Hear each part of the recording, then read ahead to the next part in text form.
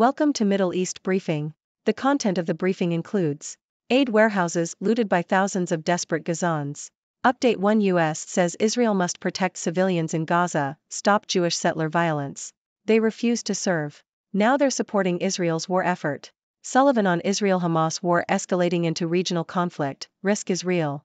Netanyahu apologizes after blaming security chiefs for failure in Hamas attack.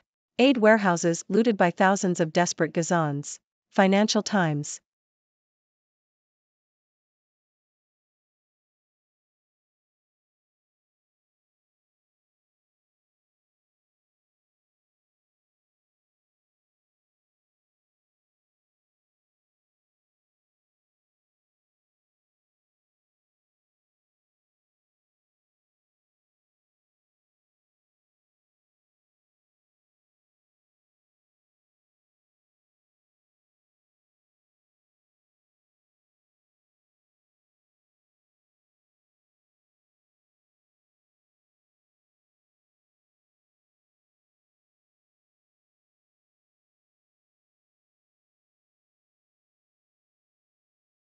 Update 1: U.S. says Israel must protect civilians in Gaza, stop Jewish settler violence.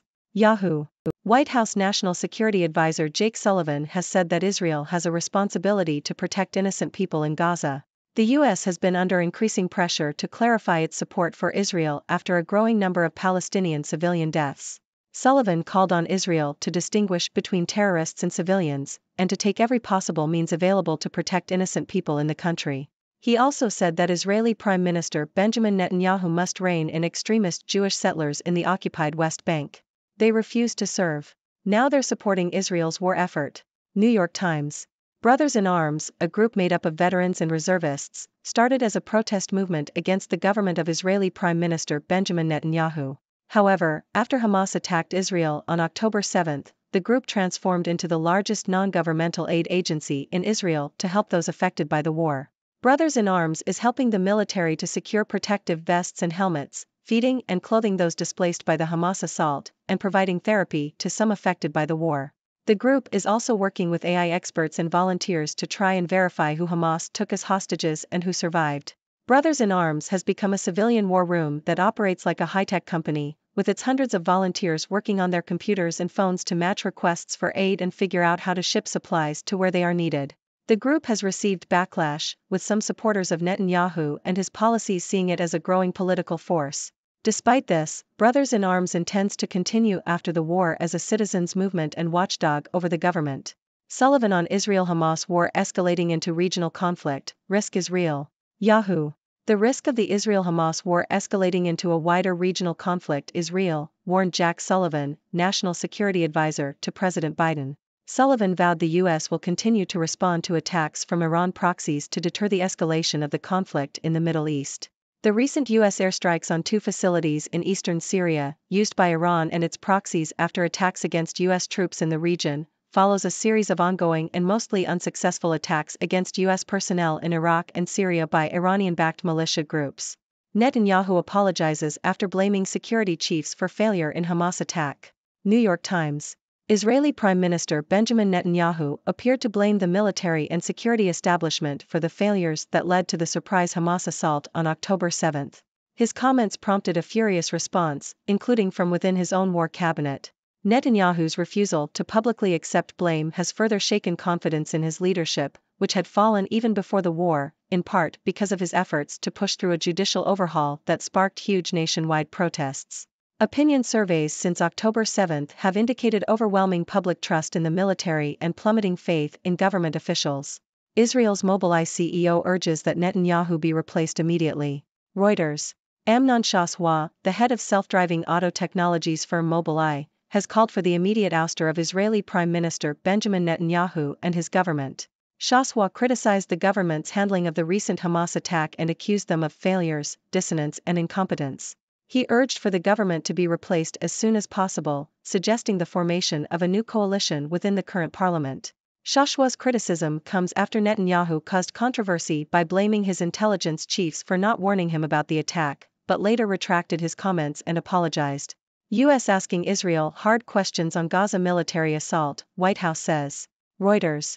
White House National Security Advisor Jake Sullivan addressed the ongoing military assault in Gaza, stating that the U.S. does not support the killing of innocent people, whether they are Palestinian, Israeli, or otherwise. He emphasized that the U.S. is being candid with Israel and discussing hard questions related to the military operation, humanitarian aid, and distinguishing between terrorists and innocent civilians.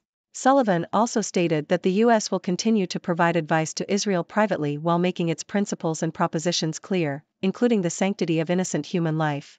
Medical authorities in Gaza have reported that 8,005 Palestinians, including 3,324 minors, have been killed in Israel's campaign. MP describes torturous wait to learn fate of family in Gaza. The Independent. Layla Moran, MP for the Liberal Democrats, has spoken about the anguish her family experienced during the communications blackout in Gaza. Moran's Palestinian Christian relatives are currently sheltering in a church in Gaza after their home was bombed by the Israeli Defense Forces. She said that the Gazans' attitude had changed from considering where to locate for safety to considering where they want to be when they die. Moran has called for a humanitarian ceasefire to create space for peace talks. Starmer won't sack Labour MPs rebelling over Gaza, says frontbencher. The Independent. Labour leader Sir Keir Starmer will not sack shadow ministers who are rebelling against the party's refusal to back a ceasefire in the Israel-Hamas conflict. The Shadow Science Secretary, Peter Kyle, said the Labour leadership would continue engaging with the frontbenchers who disagree with Sir Keir's stance on the crisis in Gaza. Sir Keir has called for a humanitarian pause in the fighting to allow aid to be delivered to civilians, but continues to support Israel's right to defend itself as it steps up its ground invasion. Israel latest, Air Force drops leaflets urging Hamas surrender. Yahoo! Israel has launched a ground invasion of Gaza following over 2 weeks of airstrikes. The ground invasion comes as no surprise and there doesn't seem to have been a significant negative market reaction to the news.